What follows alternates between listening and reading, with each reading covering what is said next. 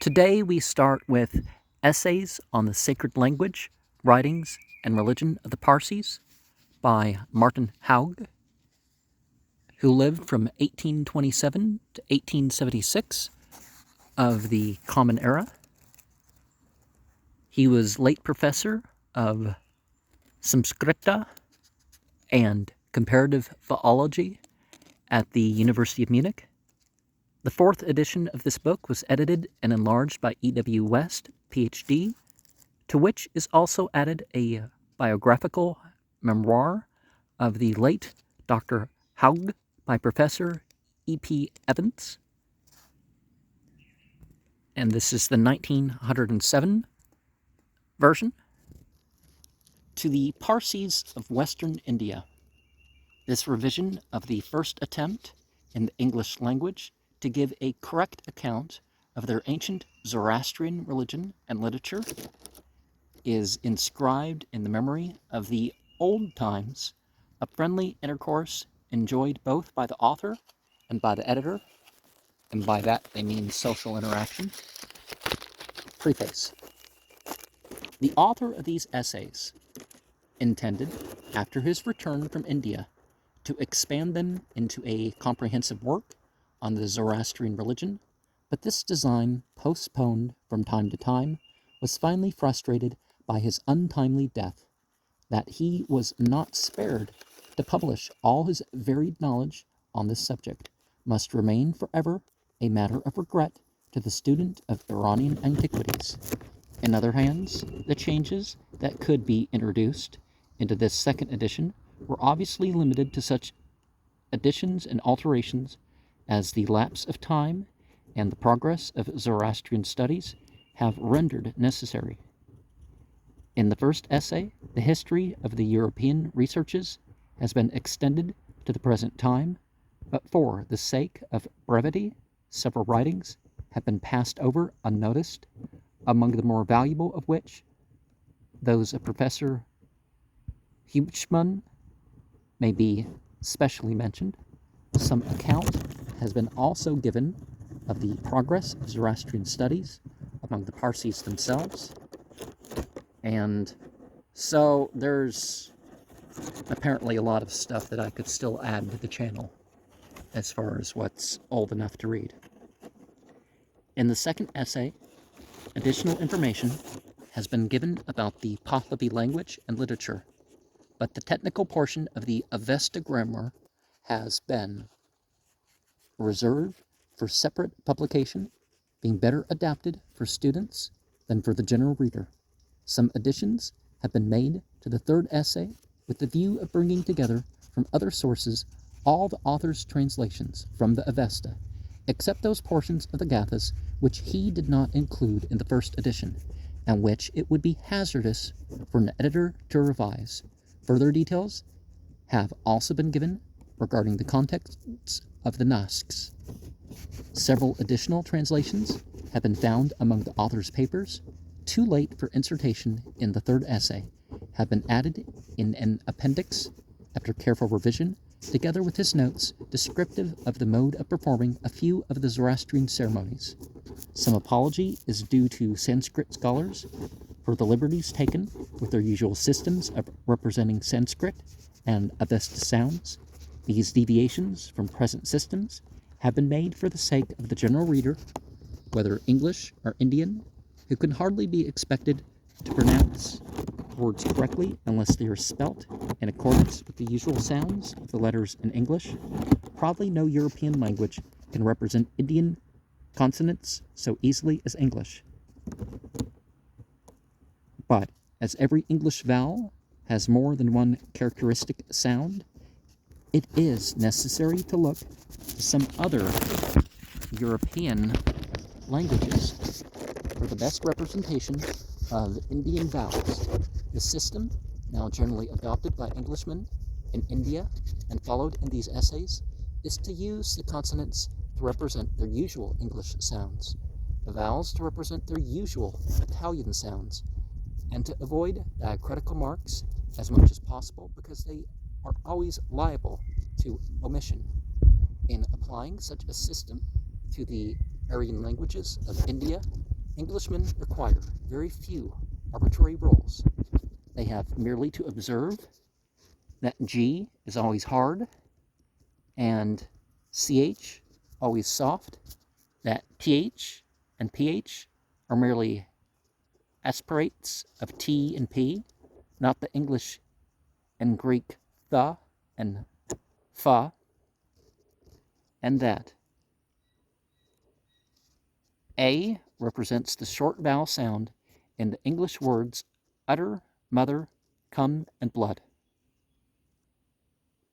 As this use of A is often repugnant to Englishmen, it may be remarked that all other vowels have to be appropriated for other sounds, and that it is also strictly in accordance with the Sanskrit rule that when one A coalesces with another, the resulting sound is ah, which could not be the case unless there were a close relationship between the two sounds. And it does matter in a lot of languages how long you draw out the vowel sound.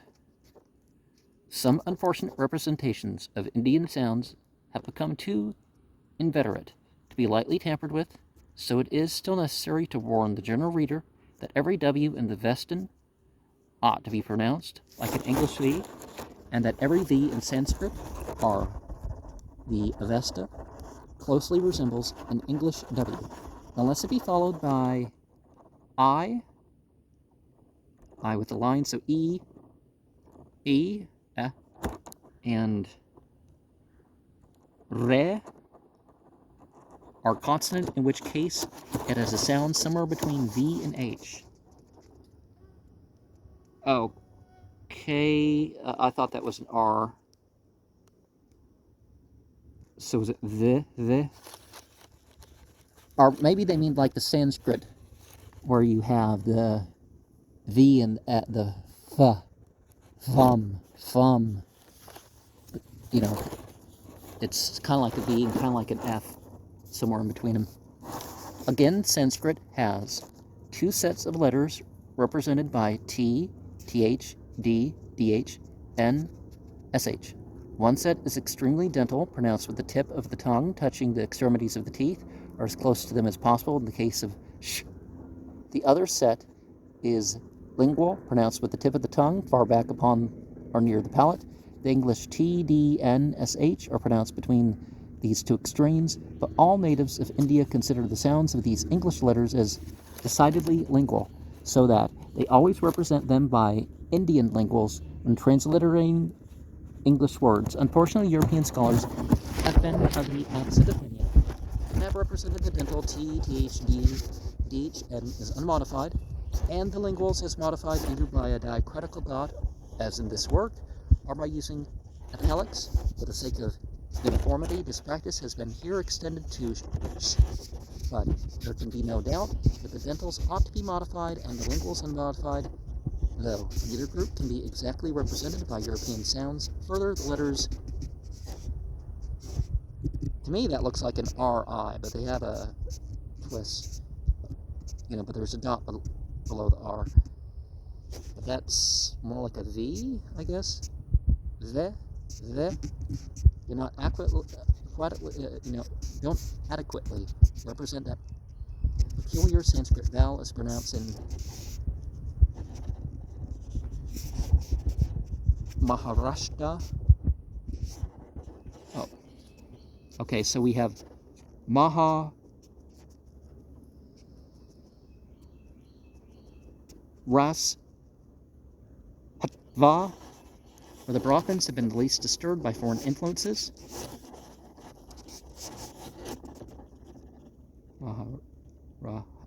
Or is it Maharashtra? They say that the correct sound is, it looks more like an RU to me. And the tendency in the colloquial Maratha is to corrupt it into a U. The nearest European approach to this sound appears to be that of the English. Yeah, they're not drawing the V like that. They're giving it a different weird look. because it looks more like the letter R just tilted on its side. I mean, you know, it's leaning a little bit. The English RE and pretty. Okay, it is an RE. Yeah, you would have never guessed a V for an RE. So pretty. Maharashtra. You know, which word is never pronounced petty when the R is indistinctly sounded, but it has a tendency to become putti. In Avesta words, TH has the same lisping sound as in English and Greek. Ng and ng may have the sound of NG. Q ought to be sounded like qua. Well, Q is a ZH, bears the same relation to SH as Z to S. So, or something like that, right? That is, it has the sound of S as in pleasure.